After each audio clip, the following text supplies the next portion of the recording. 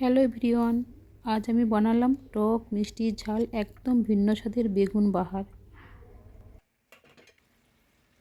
একটা বড় বেগুন নিয়ে ছোট ছোট টুকরো করে কেটে লবণ, হলুদ ও চালের গুঁড়ো মিশিয়ে 10 মিনিটের জন্য রেখে দিলাম।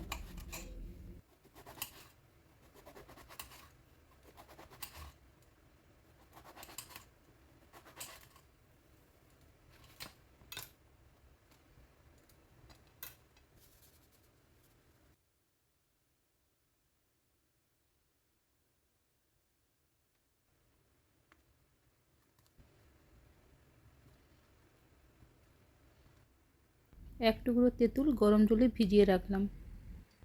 এখন কড়াই গরম করে তেল গরম করে সব বেগুনগুলো লাল করে ভেজে তুলে রাখলাম।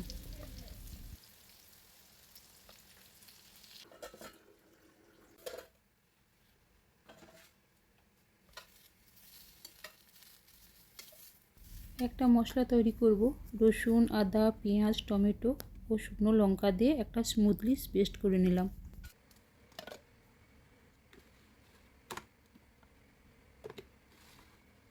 আমি কিন্তু এখানে একদম কম তেলে বেগুনগুলো ভাজলাম, আপনারা ডুবো তেলেও ভাজতে পারেন।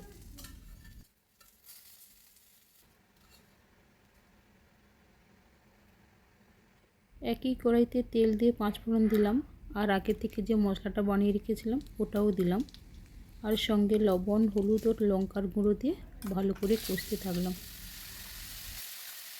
মশলাগুলো ভালো করে কষে নেব যতক্ষণ না মশলা থেকে তেল ছেড়ে আসে।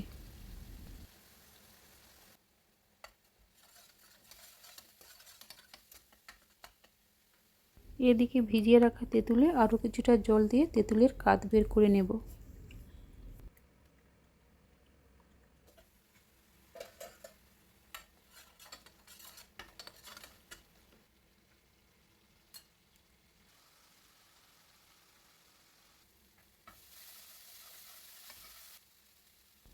এখন মশলার উপরে তেঁতুল গুলানো জল দিয়ে 5 মিনিট ফুটিয়ে বেগুনগুলো দিয়ে ঢাকা দিয়ে আরও 5 মিনিট রান্না করব।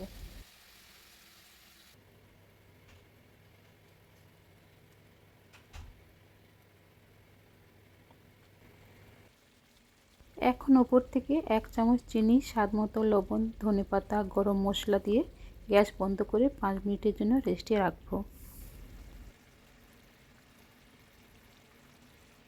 তৈরি হয়ে গেল একদম ভিন্ন স্বাদের টক মিষ্টি ঝাল চটপটি বেগুন বাহার। ভাত, রুটি, লুচি সব কিছুর সঙ্গে দারুণ লাগবে।